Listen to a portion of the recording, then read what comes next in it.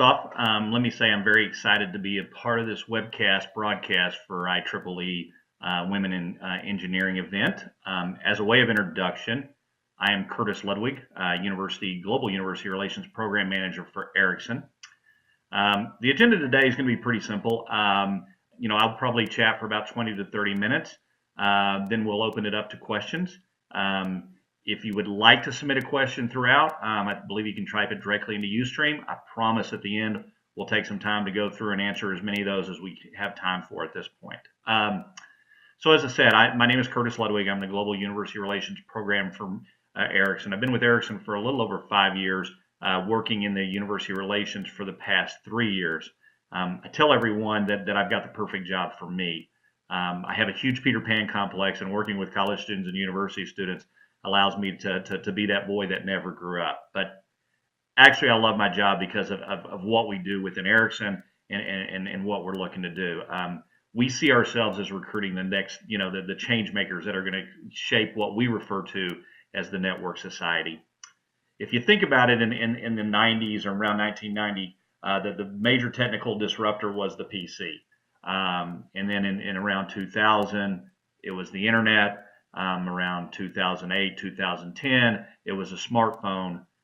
Ericsson sees connectivity as being that next disruptor. Anywhere that can benefit from being connected will be connected. So we're looking for engineers to help us define that course. We're looking for those types of individuals that can help us in this journey of what we do. But before I get too far ahead of myself, I thought I'd back up and talk a little bit about myself as from an introduction standpoint. I've been in recruiting for the majority of my career. I started off actually in public accounting and was recruited out of public accounting by a large staffing firm. So kind of brings me to my first point of the talk, which is, as college students, as university students, how do you know you're making the right choice? How do you know you're making the right career path? Because as I said, I was recruited out of public accounting. And if you look at it, when I graduated from TCU with my accounting degree, it was one of those things that the obvious answer was I needed to go into public accounting. But within what the accounting profession calls busy seasons, I quickly realized that auditing companies and doing tax returns was just not all that interesting to me. So from there, I tell students and people that I work with, it's really important that you get a lot of real world experience to understand what you're doing. While in school, I absolutely loved accounting theory. I love the idea that and can appreciate the fact that the left-hand side of the ledger has to balance with the right-hand side of the ledger. It's a great type of thing. And I know from an engineering standpoint, sometimes you focus on those things in engineering that are really, really great in theory, but then you actually get out there and kind of go, well, is this really what I want to do?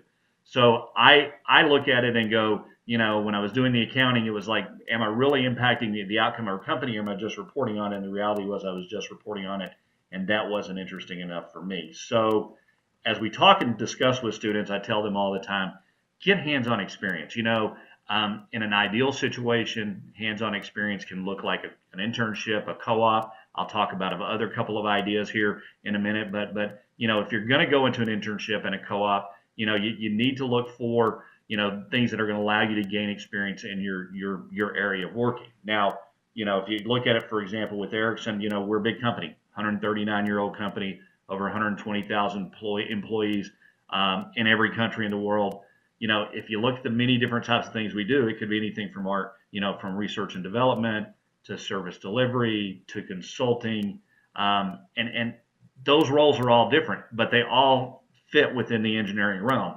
And so I encourage everybody to kind of go, okay, what is it that I'm looking to do?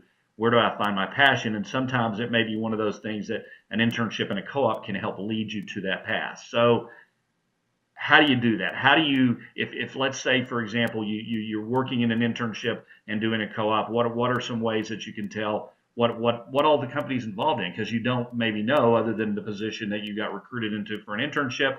So how do you figure that out? And the good news is that there's lots of ways to nowadays to stay in touch with companies. It's one of those things that all companies have this narcissistic view and love self-promoting themselves. And so it's one of those things that you'll see them on Twitter, you'll see them on Facebook, but social media is probably the prime source to do that. And I encourage you, if you've got companies that you're interested in, if you've got companies that you think would be great, such as Ericsson, that you follow them on Twitter, because and follow them on Facebook, and follow them on LinkedIn, because I can assure you that if you want to know the areas that we're working in and what we're trying to do, be it 5G, be it, the Internet of Things, be it, TV media, all these different types of spaces that we play in, it's going to be out there, and you'll be able to do a lot of research on that.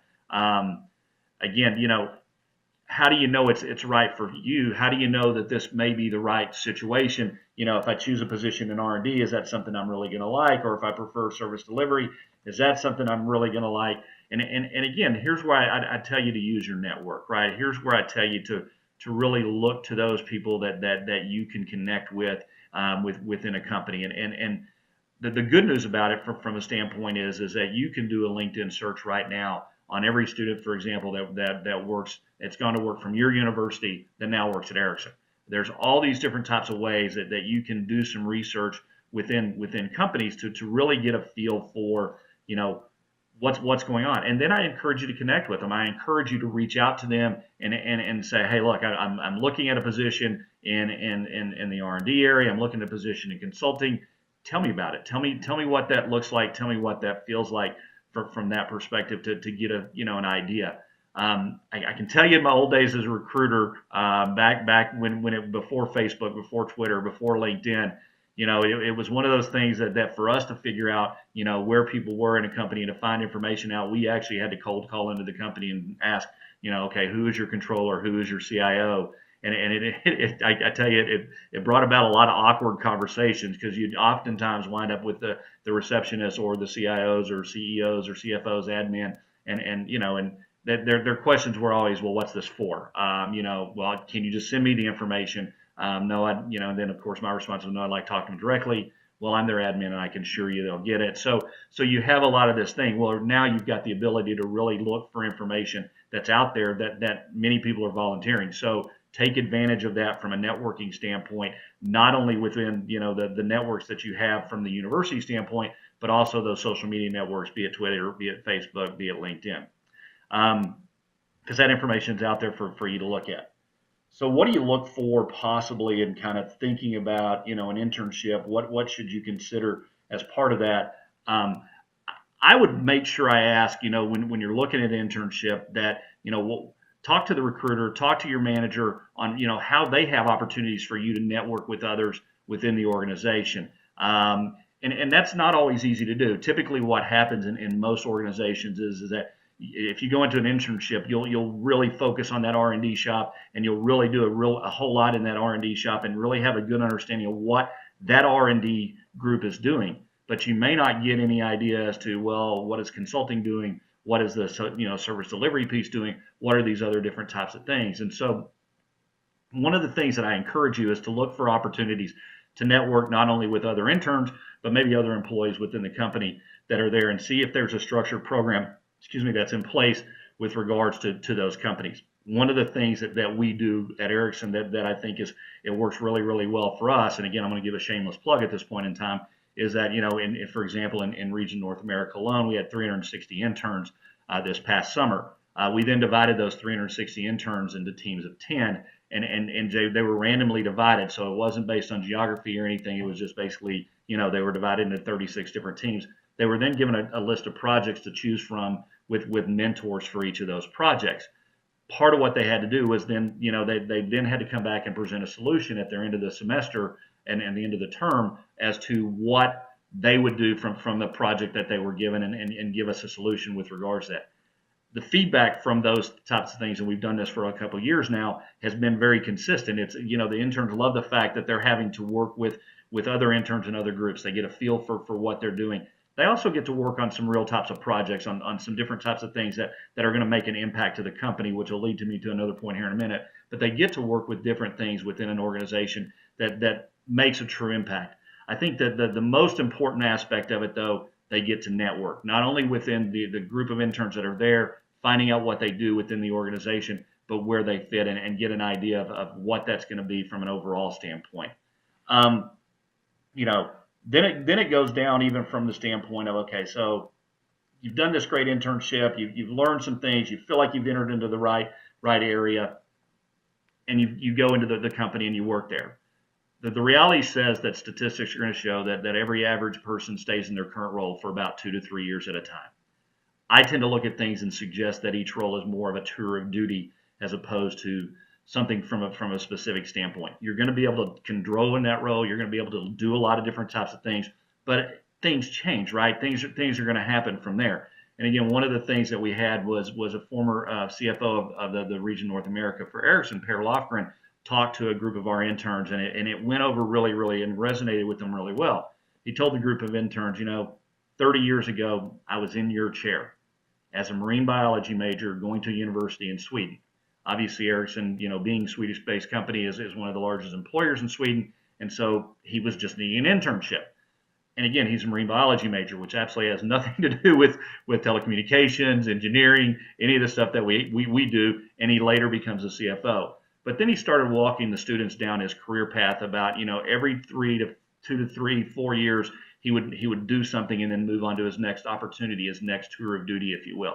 And he talked about this as kind of if he needed to gain some depth, if he needed to gain some breadth in his career, it was looking at his career more as a jungle gym as opposed to a ladder. And I think that's one of the things from a standpoint that you have to look at your own career as well. How do you look at things in tours of duty, knowing that things are going to grow and things are going to change, especially in our realm and especially in the world that we exist in. I mean, you think about things from a network society and how rapidly technology is changing. I throw out the question of Blockbuster. So I can remember back in my recruiting days, Blockbuster was one of my major customers. Blockbuster in its heyday was one of the fastest growing companies in the world, and now they don't even exist. So what happened to a company that had this huge ramp up and now is completely off the map? Well, the reality is what happened was streaming, right? So, again, streaming is one of those things that's completely changed and disrupted the way TV's being watched. If you look at it, more TV is watched today via streaming as opposed to live TV. So it completely changed the way the game is going to change. From the standpoint of the network society, and it's the way that we do business today, we're going to operate in different types of things. Which brings me to kind of this idea of, okay, so if we know that there's going to be huge disruption, we know that things are going to change, as a student, how can I continue to build my career, work towards something that's going to allow me to know different types of things that may be out there that's on the forefront, not necessarily within kind of the catching up, so to speak. And one of the things that I encourage every student to do outside the classroom is to get involved in things. Get involved in things like hackathons. I think they're great. They're a part of it. Every school has it, just about every, you can find some on a regional type basis, but get involved in that from a standpoint. If you don't have time to do that, look to do some research. I was at a university last week talking about an undergraduate research programs that some of these students are doing, and it was really interesting. These students were being mentored by PhDs, being mentored by faculty, and the students were like, it's so great to be able to put that theory into use and really understand what it is we're trying to do. And then the last piece of it that I would encourage students to do is look into case studies and look into different types of things that they can do from a case study competition that are out there. And there's several, again, these opportunities are out there for you. You need to look at them. So second shameless plug at this point in time from an Ericsson standpoint is each year Ericsson sponsors the Ericsson Innovation Awards.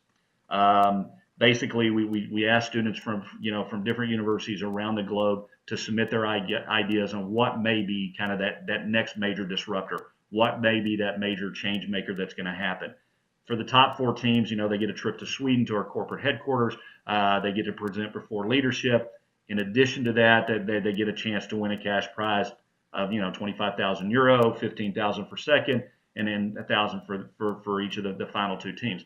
But I think more importantly than that, it's the idea of they really can get their ideas implemented and incubated at this point in time. I know last year, for example, the Ericsson Innovation Awards revolved around the topic of the future of learning, and so the top 2 teams actually were able to take those ideas and Ericsson's helping them get them implemented and get them up and rolling. This year, I look at the topic and you go, it's even kind of more of a a robust topic. Not that learning is not huge, but it's the future of cities. Registration actually opened up for that yesterday. We look for teams in the size of 2 to 4. I look at this as a very innovative topic. I get real excited when talking to students about this opportunity for the future of cities. If you think about it from the standpoint of 2030, the statistics show that 70% of the world's populations will be in a city, in a metropolitan urban type of area. Well, think about the opportunity from there. As a somewhat of a Star Wars nerd, and please don't laugh at me and mock me on your questions. But as a Star Wars nerd, the Coruscant planet, which was basically an entire planet that was an entire city, was really interesting to me, because you look at things like, okay, what are we going to do about transportation? How is that going to change? How are we going to look from the standpoint with regards to energy to support those cities? What are we going to do about resource allocation, be it food, be it different types of things, and delivery? What are we going to do about garbage? What are we going to do about housing? So there's a lot of areas that you can get involved in. We just look for your ideas and your innovative thoughts to do this. Again, registration for this program for the Ericsson Innovation Awards, and basically you can do a search out there on, just a search for Ericsson Innovation Awards. It'll take you to our homepage. Registration is from September 15th to November 30th. We're looking for teams to submit their ideas. We've also got some possibilities and some ideas that we'll maybe have some mentoring sessions throughout that time frame as well, to where you can come on to a webcast, something like this, and be a part of this to get some true mentoring, to get some true kind of guidance from leadership within Ericsson. So I know I kind of went through that relatively quickly. I want to get more conversation with you guys and hear your thoughts on questions that you may have that revolve around your career, your idea looking for internships, your idea as a student. So I'm going to open it up to questions and see what we have. I need to jump over to that page, so if you'll give me 1 second and see if we have any questions submitted.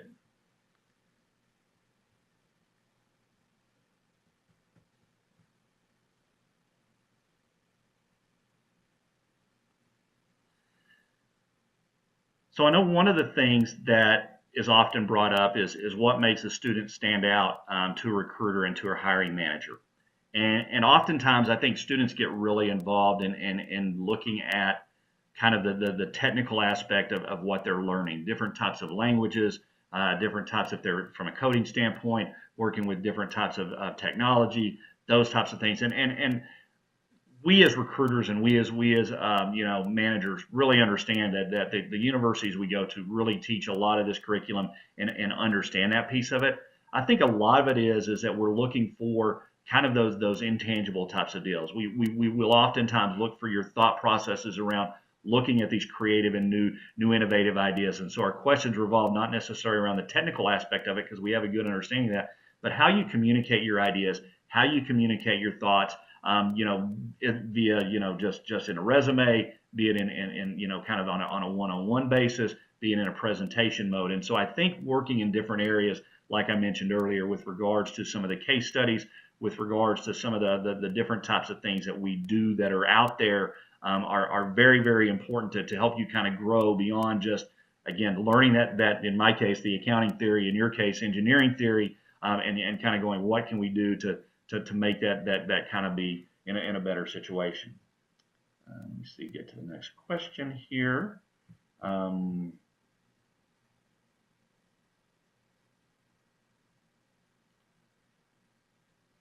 So the question is, number one, how do I go about finding an internship that will help me with a job after college? And again, I think that's from an internship standpoint. Companies tend to, I know a lot of universities will hold basically career fairs that companies will come and do that. I tend to look at it from the other angle. I think you should really try to focus on those areas of interest that you have that's interesting to you. So choose companies that you feel like are very, very interesting in what they're doing, that have some different ideas into directions. Career fairs are great because you can find out about some of those companies that you maybe didn't know about, that you were wanting to learn about, and get ideas from them. However, the other side of that is that if you do know about the companies, as I mentioned earlier, look online and see what they're doing. Look at it from a Twitter standpoint. Get an idea of what their future looks like. Target those types of companies, and then look for the internship opportunities that exist there. I know a lot of companies as I said, will participate in career fairs, will participate in internships. Most companies do summer types of internships because it's the time that the students are out of school, so they can work there full time. Most of that recruiting actually occurs in the spring in some cases, but I know I'm seeing it getting earlier and earlier into the fall, so it's never too early to start. I do think an internship is something that you need to have at least one. I know for example, in Canada, they actually encourage their students to go on a co-op for 4 semesters. So I think it's something it really helps to focus on those internships to land the right type of job. But then after you've identified the company and what you want to do, then it becomes an interesting situation of, okay, go to that company, think that this may be the right opportunity for you, but that, as I said, the reality is, and you're probably going to change ideas and get some different focal points, and so you want to look at that. Next question is, how are organizations looking at internships?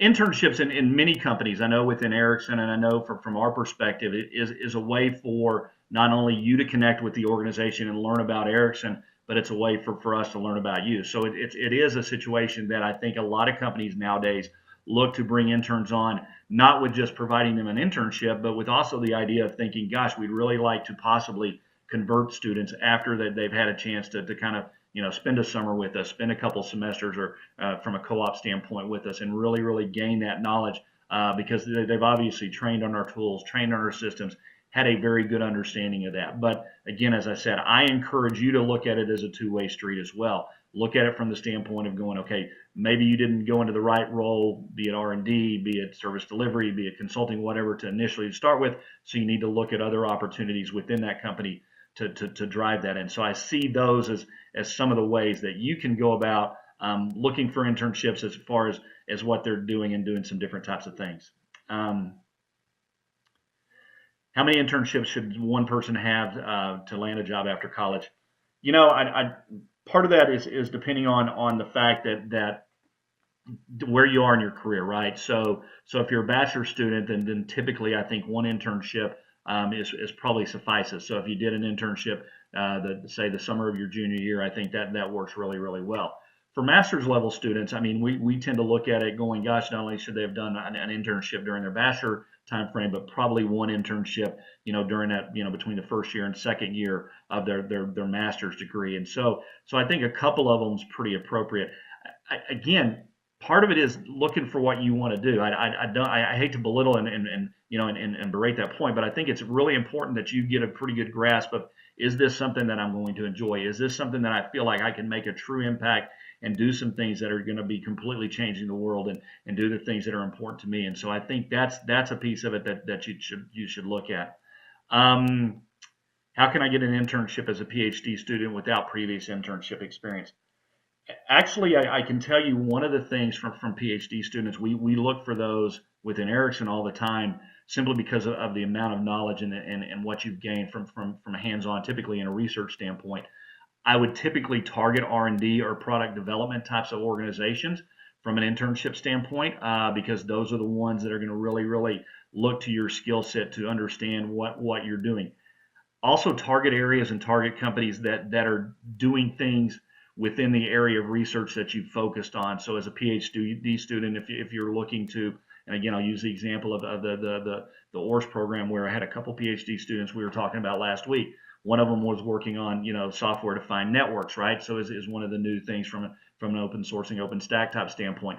Those are areas that we work in that space, and so it's something that we do. Another was working with and doing something that was very great for the populace, in that it was a go baby go type of situation, where the research that they were doing was really to help children to be able who were immobile to be able to move around and to do some things from there. Not necessarily something that fit within us, but there's companies that are out there that are looking for this type of technology in the medical space in different areas. So from a PhD standpoint, I would encourage students to really focus on the areas of research that they've done in the past.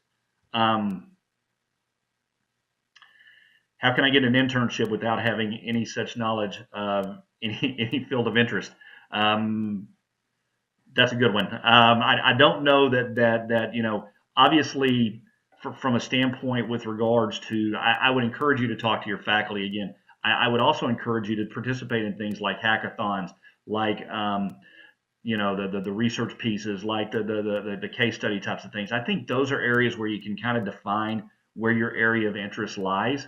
Because I do think you ask a question that a lot of students tend to ask. It's, I've got all this knowledge. A lot of it's very much in theory. I just don't know what's going to be the best route for me and the best way for me to go within a company, within an organization. And so part of that has to be, if you can talk to your faculty and talk to your faculty advisors, do some research within the area that just give it a try and say, gosh, is this something that I really see as a good possibility? Is this something that I really see as something that I have an interest in participating in and doing from a long-term standpoint? And I think that's an area that will see the best benefit for somebody such as yourself that looks at it and goes, gosh, I just don't know what area of interest I have.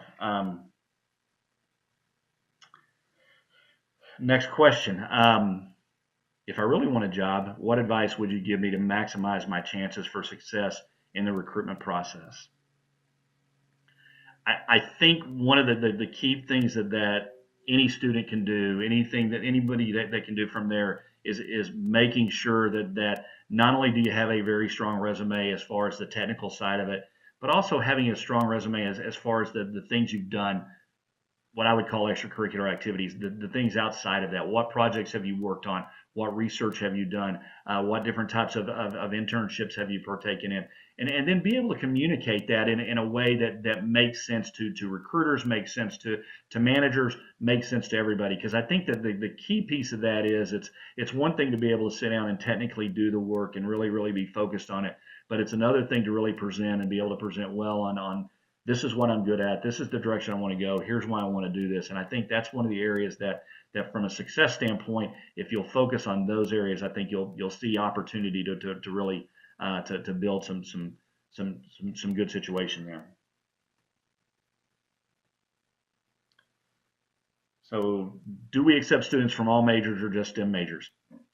Very good question, and one of those things that predominantly Ericsson does recruit from STEM. However, if you think about this idea of the network society, and you think about the idea of the impact that things are going to have from a social responsibility, from a change standpoint, from a different types of areas, we actually recruit from pretty much all different types of majors when we find students that I think have that kind of right makeup. We probably, it's a situation where, yes, we'll have business students that we'll bring in because we've got to run our business, so we'll recruit from the business majors, which will include marketing, which will include the management side of it, which will include the accounting, the finance side of it, the operation management, different types of things from there. But in addition to that, we're looking for those creative and innovative types of minds and those different types of thought processes that are out there. As I mentioned from the standpoint, last year the Ericsson Innovation Awards was on learning. So students that we actually look to bring in and look to do from an internship standpoint weren't necessarily STEM students. They just had really good ideas about what learning was going to look like in the future, and then how we can go about bringing that to fruition, if you will, from a disruption standpoint and incubation. So I think there's ways. Now, the short answer is to that question though is, yeah, probably 70% of the students we're going to bring in are going to come from more STEM majors at this point in time.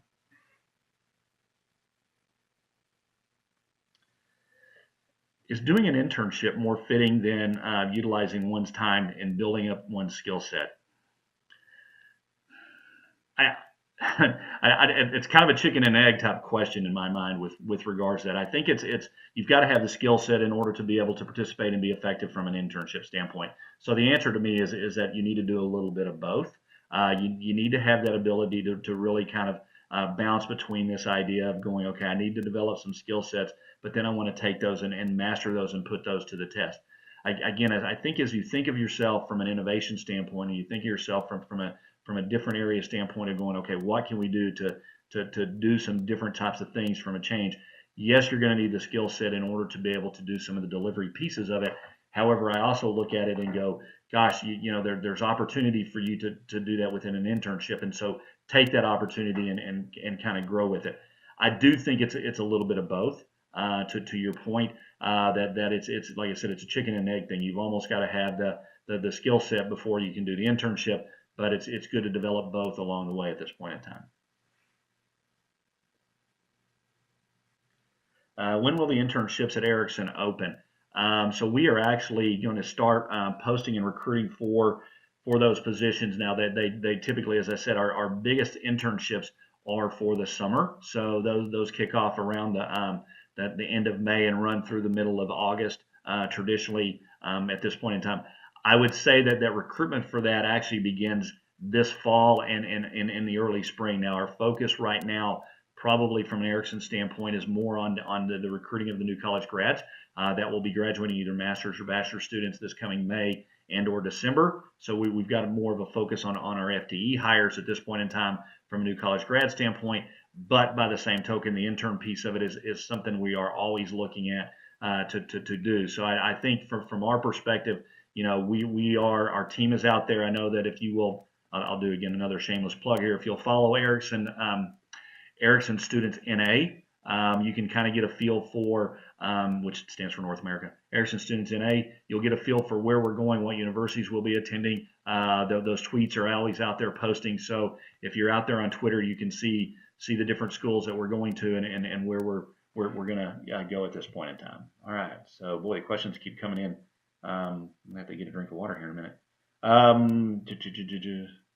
Which attribute is more acceptable to a company? A degree related to the company position or experience related to the degree? I think that from our perspective with regards to it, it's and I hate to give a wishy-washy answer, but it's probably the truth of the matter is that we look for both, right? I think we really want something in a situation where somebody who's worked towards a degree, completed their degree in what they've learned, but then also has gained some very good hands-on experience in a desire to what they do. The degree for the majority of our positions, they are positions that do require a bachelor's degree at a minimum at this point in time. However, I will say that we also look for very creative and innovative people. So I think it's a little bit of both. Your degree is obviously going to define back to the question that was a little bit earlier. Is it the skill set or the internship that are more important? And the reality is it's both, right? I think it's a situation that work on getting the degree, work on pursuing those things that you like, but also gain that experience. And again, I want to come back to this. The experience can be gained a lot of ways. An internship is a great way to do that experience, but you have the opportunity to participate in hackathons. You have the opportunity to participate in different types of projects from a research standpoint within your university. There are case study opportunities that are out there where you can participate, like the Ericsson Innovation Awards and those things where you can be a part of different ideas. And so that experience can be gained a lot of ways. It doesn't just necessarily have to be in a hands-on environment. I think research is very, very good. I think that the research aspect of working on some things, because some of the research is pretty amazing. We were talking last week as well with regards to this idea of the connected car. Obviously that's one of the things from a transportation standpoint that's out there, and having these driverless cars, and how are they going to be able to do this? Well, one of those key pieces of it there, this research was focused on how does a car handle the blind spot piece that you typically can't see as a physical driver. So how can it help you to know there's something in your blind spot to kind of map that and to basically guide the steering wheel and take control so that you don't run into something that's sitting in your blind spot. So again, think of it in terms of both with regards to experience as well as the degree at this point in time. All right, so going back.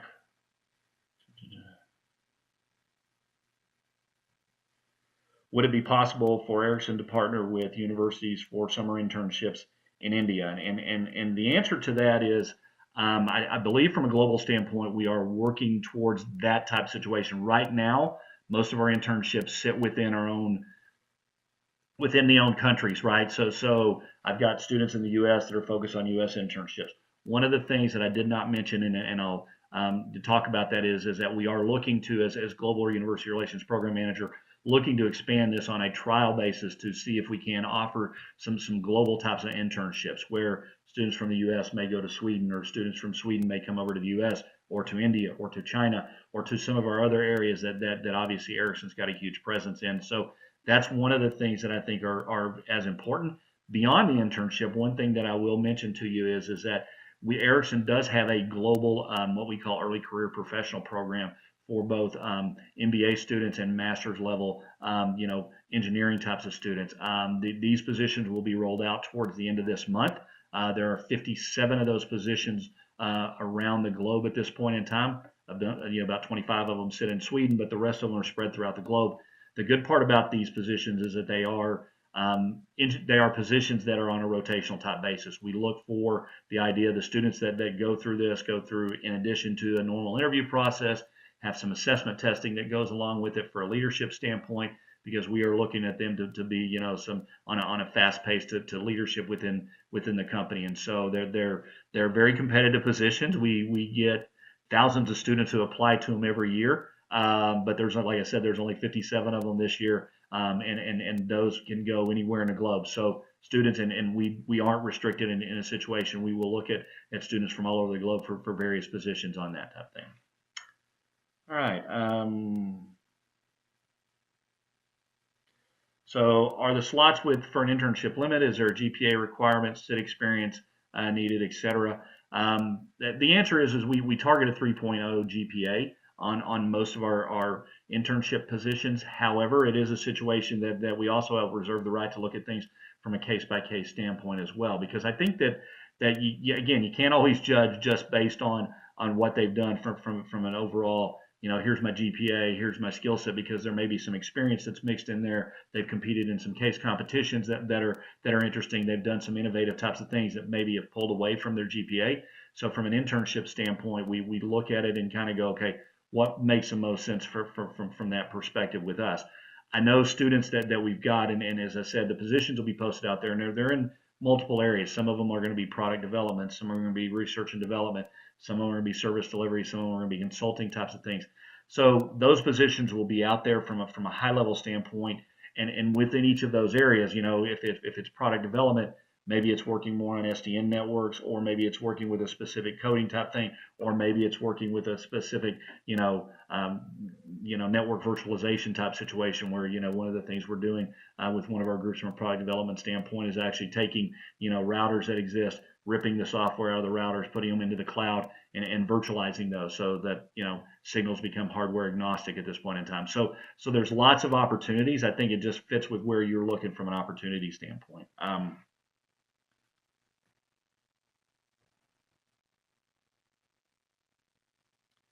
So do all the skills mentioned in an internship description, do you have to have all those skills?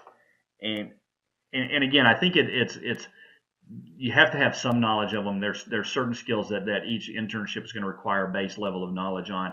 It's difficult to go into a coding role, for example, within a Linux position if you don't have Linux experience, right? So an internship from there, you'd probably want somebody who's got some Linux coding experience. However, from a situation that do you have to have all those skills? Typically, no. I would think that again, it's one of those things where you don't necessarily have to have 100% of the skill set. Don't necessarily have to have 100% of the things that are mentioned in the job description. I think more than anything else, you have to have an interest in that area, have to have a desire to grow in that area, and have a motivation to do it, and show some desire to move from there. I think is just as important. If I have an idea that I can bring to life, is there a way that Ericsson can work with Ericsson via an internship? I'm not sure exactly from that question what it is. I know that from our perspective, Ericsson does support, for example, with regards to research at universities, we've got some various different types of research things that we're doing at many universities. We're obviously clearly open to innovative ideas and can help incubate some of those different types of things. I know that from a standpoint within this area, again, if it's something that is around the future of cities, I would absolutely encourage you to participate in the Ericsson Innovation Awards, because those all get looked at, all get reviewed, and those ideas are weighted pretty heavily. If it's something that's outside that area, I think it's probably worth having a conversation with somebody from Ericsson to kind of talk about and go, gosh, here's my idea, here's something, does that fit with anywhere within your realm? and if it may not fit within our realm, but we may know of other areas and other organizations that we could do things. But Ericsson is always, as I said, it's we're a 139-year-old company. We've obviously had to change and adapt and evolve over time, and we will continue to adapt and evolve over time, because it's if you look at, for example, the idea of networks in the U.S., well, we're 105% saturation as far as the mobile phone market goes. You can't get much more than that. So we're having to go through some sort of transformation and really continue to find different types of things, such as streaming videos, such as the cloud computing piece of it, such as the different areas that Ericsson is moving into from there. So I think you'll see lots of opportunities. So yes, we're always open to ideas and look for ways that we can get people involved in that.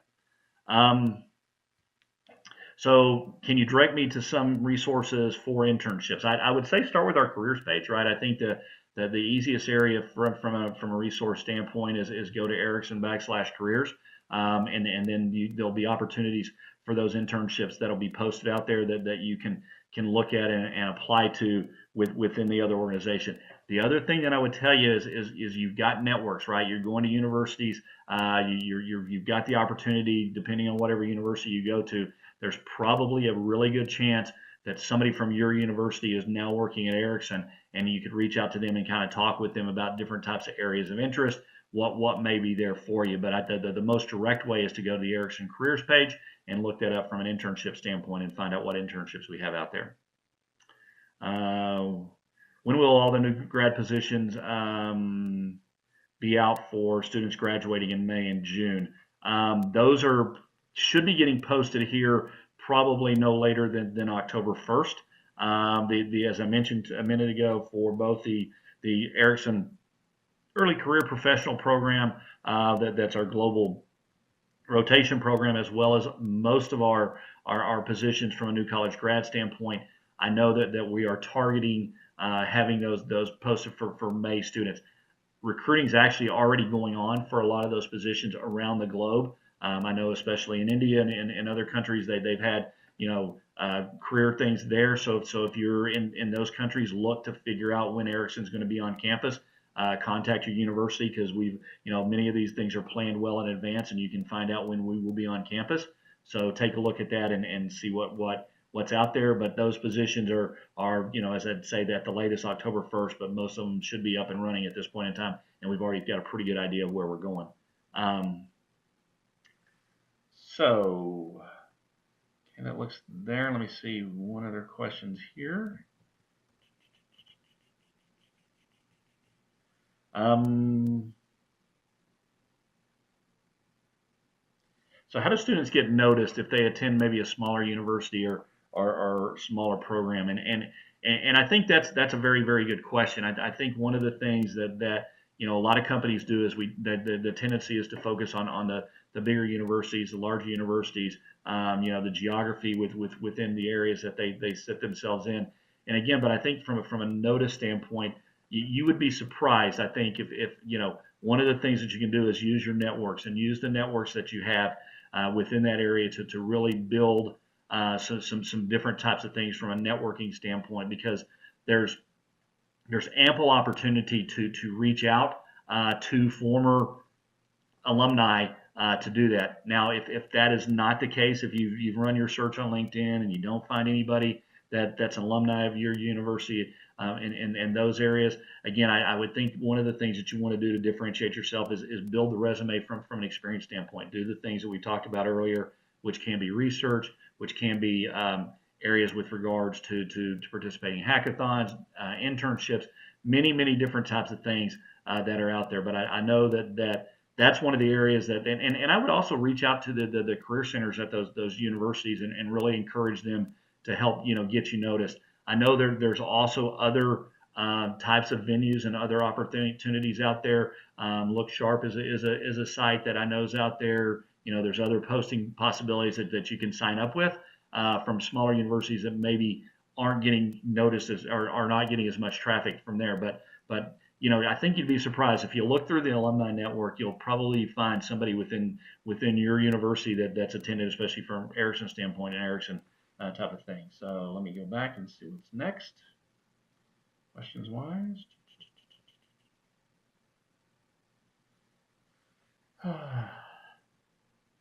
Does Ericsson offer entry-level jobs for new college grads, and what are some of the titles that we look for?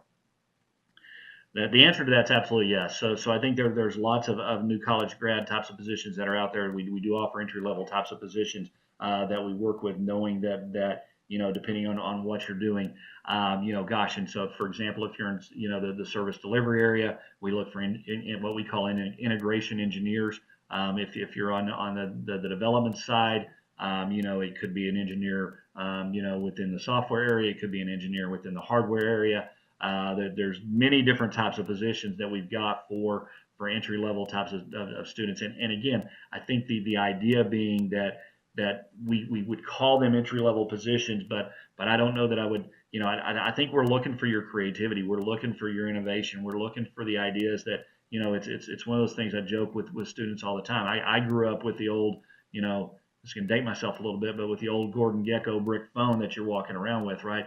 The students nowadays, they're the ones that have all the smartphones, so they're the ones that have all the cool ideas of what phones can do. So from the perspective of, yes, we call them, entry level positions, but I would say, to be honest with you, they're anything but, simply because of the fact that we're looking for you to look for innovative ways to do that. And I think within Ericsson, we encourage that type of growth and say, hey, just because you've just started here or you're an intern, you can still make an impact within the company, and we want you to do some different things. What universities will we be visiting over the next few months? I'm going to work under the assumption that this is somebody from the United States, because we go to several universities around the globe. So I will assume that my audience is predominantly here in the States at this point in time. But I know, for example, from a Southern California standpoint, we go to the University of California at San Diego. We will be at Harvey Mudd. We will be at UCLA. We'll be at USC. We'll be at UC Irvine. Northern California, obviously, San Jose State, Stanford, Berkeley, and up in the Bellevue, Washington area, we'll be up at the University of Washington. In Texas, we were last week at the University of Texas, Texas A&M. We're at Kansas University. This week, we go to the University of Texas at Dallas, SMU, University of North Texas, Georgia Tech. We were just out last week, had a very, very good visit with them. We'll be in Florida, the University of South Florida, Central Florida, and then up in the New Jersey area, NJIT, Stevens, Rutgers, and then in the Boston area, we've got several universities, including MIT, Boston University, Northeastern, and Olin. So those are just a few. I think there are actually a couple more that I probably missed, but those are the ones I've got right off the top of my head. So I think that's what we'd be looking at. From an engineering and technology standpoint, what are the top areas that you think we'll look for the next 5 years? It's a very good question from the standpoint. So if you think about what Ericsson does, Ericsson obviously is a networking type of company with regards to the simplest form of that. What that means is that oftentimes we look for that hybrid student that's got an interest in networking, but they also have an interest in coding at this point in time. It's really kind of an unusual type of background if you think about it, because oftentimes, especially from a computer engineering, computer science, electrical engineering standpoint, those tend to kind of go, well, we want to carve ourselves off and just, if I'm in networking, I only want to do networking. I really don't want to do any coding. If I'm in coding, I really only want to focus on coding and don't want to do networking. If you think about it from Ericsson's standpoint, Ericsson is the 5th largest software company in the world that probably nobody realizes at this point in time, because we don't sell our software to anybody, right? We just make the networks work. And so it's a situation that every engineer that we hire, be it networking or whatever, has to have some coding experience. Every coding person that we have has to understand networks and the impact of the code is going to have on the network piece of it and what that means. And as the lines continue to blur with the old overall, the Internet of Things, the network society that we're out there, those lines are going to continue to blur further and further. And so I would say that from the perspective of what's important from an engineering standpoint, what's important from the different types of things over the next 5 years, it's going to be both understanding the network aspect and the coding aspect, and really having that area from a growth. Is there a list of universities somewhere out on the website that you can find the locations you'll be visiting around the globe? Again, I would encourage you to, I believe you can follow us on within the Ericsson career pages. I need to check with the different locations around the globe to see if we've got all those up and posted at this point in time. But I know if you'll follow Ericsson within certain regions, that you can look for those. As I mentioned in North America, we're on the Twitter piece of it that you can look at as well. And we can kind of see. I will. That's an excellent question from a standpoint. Do we have it posted out there? And I'm not 100% certain we have it posted for all regions out there. So I will check on that and make note of that. So I think that's good.